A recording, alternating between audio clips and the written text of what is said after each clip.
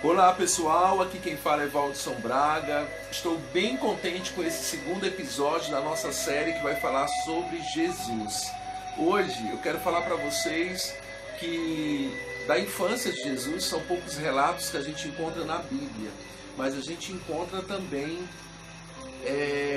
uma passagem que fala que ele desapareceu por 3 dias, os pais ficaram preocupados, José e Maria procuraram por toda parte, quando eles se depararam com Jesus dentro de uma sinagoga, pregando para os doutores da lei. E quando eles pegaram Jesus, eles até brigaram com Jesus. Jesus respondeu: eu estava fazendo as coisas do meu pai mandou eu fazer. Então esse é um dos poucos relatos que tem sobre a infância. Provavelmente Jesus passou muita parte do seu tempo junto com seu pai, nessa missão de estar sendo carpinteiro, aprendendo uma profissão, provavelmente. Mas quando Jesus completa 30 anos, ele começa então a sua jornada, a sua missão. E o primeiro passo que Jesus tem é de ir atrás de João Batista, que é o seu primo. João Batista é um profeta que vivia aí pelos desertos da vida, comendo gafanhotos, alguns insetos que se alimentavam. Ele se vestia de peles de animal, era uma pessoa um pouco esquisita. Mas ele falava para todos que eram para se preparar, estavam vindo o Salvador. Então, quando Jesus se aproxima do Rio Jordão, e que João Batista está lá, batizando algumas pessoas, ele fica surpreso com a presença de Jesus. Por quê? Não era natural que Jesus fosse se batizar, porque batismo representa arrependimento de pecado. E que tipo de pecado Jesus poderia ter para ser batizado? Bom, a Bíblia diz que o próprio Jesus levou sobre si os nossos pecados, as nossas enfermidades na cruz. Então, se Cristo levou os nossos pecados, foi necessário que ele se batizasse para que se cumprisse a profecia. O próprio Deus estava ali presente. E quando João Batista mergulha Jesus, que Jesus sobe, aparece uma pomba, uma espécie como se fosse o Espírito Santo, e uma voz ecoa no céu que diz: este é meu filho amado, em quem eu me comprazo, em quem eu tenho muita alegria. E essa voz todos que estavam presentes ouviram, que foi a voz de Deus falando o quanto Jesus era filho amado. O interessante é que logo depois dali, Jesus se prepara para essa missão que ele vai fazer, que durou 3 anos. E quando Jesus se prepara, ele vai para o deserto e fica no deserto 40 dias e 40 noites jejuando, buscando ouvir a voz do seu pai. E durante esse período Jesus ficou sem se alimentar, ficou somente falando com Deus e buscando a presença de Deus. Quando foi no último dia, o inimigo ele é muito estrategista, ele espera o momento exato para poder atacar. E quando o inimigo chega para Jesus, ele faz alguns desafios, ele começa a questionar Jesus e pergunta: se tu és filho de Deus, pega esta pedra e transforma ela em pão. Bom, eu quero que você preste bem atenção nessa frase que Satanás usou. Ele disse: se tu for filho de Deus. Ele vai mexer aonde? Ele vai mexer na identidade.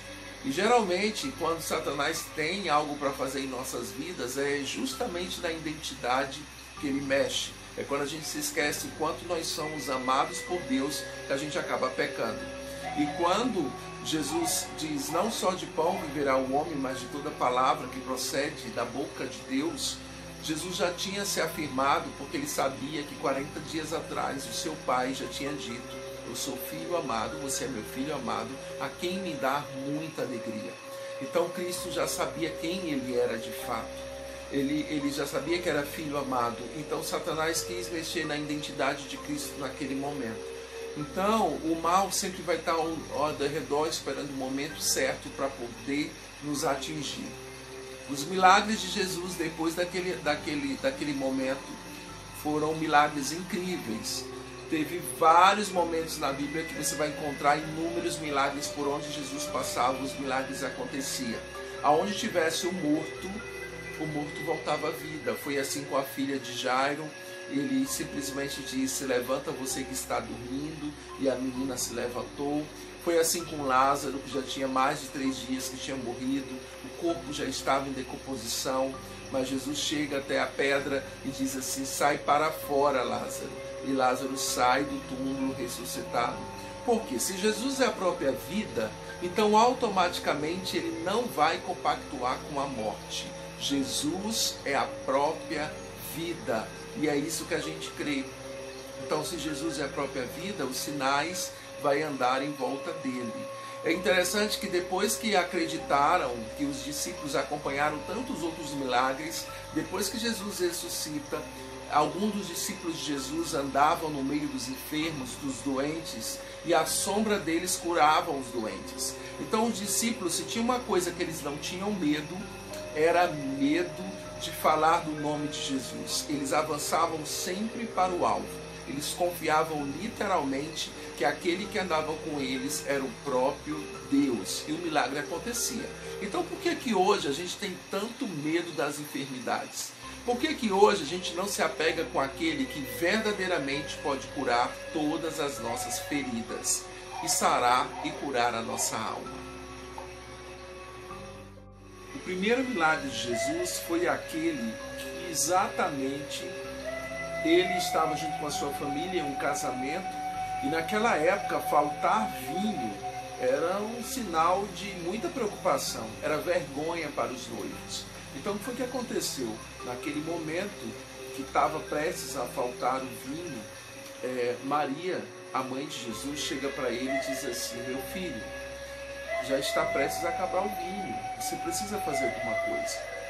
E aí Jesus pega e diz: minha mãe, minha hora ainda não chegou. Mas mesmo assim, Jesus vai lá, pede para encher as talhas de água, e ele faz o milagre acontecer naquele momento. É preciso uma palavra ser liberada para que isso aconteça. É preciso que aconteça coisas concretas para que o milagre venha. E aí, o primeiro milagre de Jesus acontece em um casamento. Falar de Jesus é falar da sua essência e falar, acima de tudo, dos seus prodígios e maravilhas. Até eu mesmo já experimentei muitos milagres da parte de Jesus. Na trajetória mesmo, que quando eu vim cuidar da minha mãe, e passei 10 anos de minha vida cuidando dela, fazendo tratamento de câncer, eu pude perceber em cada situação de dificuldade, cada momento de dor, a gente sempre invocava o nome de Jesus, e através disso a gente pôde experimentar muitos milagres. E era exatamente assim que eu chamava minha mãe. Eu chamava ela de meu milagre, porque toda vez que a gente fazia nossas orações, muitas vezes a gente não tinha nem o que comer no dia seguinte, mas Deus sempre providenciava uma forma de não nos deixar faltar nada. Durante 10 anos, o câncer que ela tinha no seio passou depois de um ano para outra mama, teve que tirar as 2 mamas, depois passou para o intestino, foi para os ovários, ela teve que tirar os ovários, depois foi para o intestino. No final do tratamento, depois de 10 anos, o câncer já estava nos ossos, na cabeça. Mas, diante de tanto sofrimento, a gente entendeu um propósito. A cura de Jesus, ela acontece porque esses 10 anos foram um milagre. A gente passou por muitas situações, a gente não fraquejou, a gente não murmurou, a gente somente confiou. E quando chegou o momento de descansar, de entregar a minha mãe para os braços de Jesus, esse foi um momento muito tranquilo da minha parte, porque eu tinha consciência de todas as coisas que eu tinha feito por ela, de todo o amor e cuidado que eu tinha dado a ela, e isso não volta em vão. Eu vejo que em velório as pessoas que mais sofrem são aquelas que gostariam de ter a pessoa mais tempo do lado para dizer o quanto elas são importantes. Então não espere perder alguém para entender o tamanho da gratidão que você possui. Ame as pessoas incondicionalmente que estão na sua volta. Viva um dia de cada vez, na certeza de todos aqueles que estão com Cristo, como Ele mesmo pronunciou em suas palavras: aquele que vier após Ele de nenhuma forma será rejeitado, e Ele mesmo disse que aquele que crê no nome dEle, ainda que morra, viverá. Então eu simplesmente entreguei nos braços de Jesus aquela que eu sempre amei. No dia 13 de junho de 2013, no Hospital São Marcos, eu segurei nas suas mãos e com muita convicção eu disse para ela: aquele que nos amou primeiro, Jesus Cristo, está aqui e é Ele que vai passar a cuidar de você a partir de agora. E eu me senti com missão cumprida, porque eu ajudei e fiz aquilo que eu poderia fazer por ela em vida, e não tem prova maior de amor do que as nossas ações. Às vezes palavras são fáceis de ser ditas, mas somente a ação pode comprovar a relevância da fé que a gente tem e a certeza de que se Cristo é por nós, quem poderá ser contra nós? Obrigado por você ter ficado comigo até agora. Esse foi os princípios e ensinamentos que Jesus provocou vários milagres e vários sinais de que Ele era o próprio Deus. Ele mesmo falou em suas palavras que quem visse a Ele, via também o Pai. Então, diante de tantos testemunhos de milagres, nós estamos passando por tempos difíceis, tempo que a gente não sabe nem direito o que fazer. Mas eu te peço que o seu escape, o seu refúgio seja buscar a presença do Senhor. Que Ele seja o combustível perfeito para nos socorrer nas horas difíceis. Então, se você gostou desse vídeo, por gentileza, se inscreva no canal, me ajuda a compartilhar e não se esqueça de adicionar o sininho para receber as notificações toda vez que tiver um vídeo novo. Até o próximo capítulo da série Jesus. Um abraço. Fiquem na paz.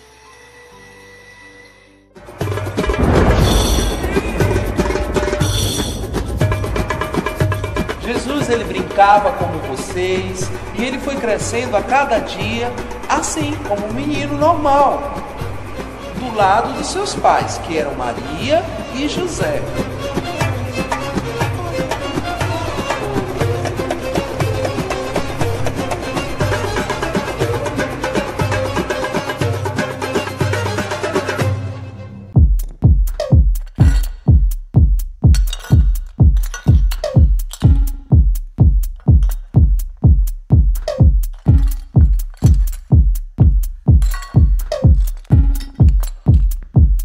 Samurai sword on my back. You don't know how to act. Maybe you should relax. Maybe you should relapse. Just kidding.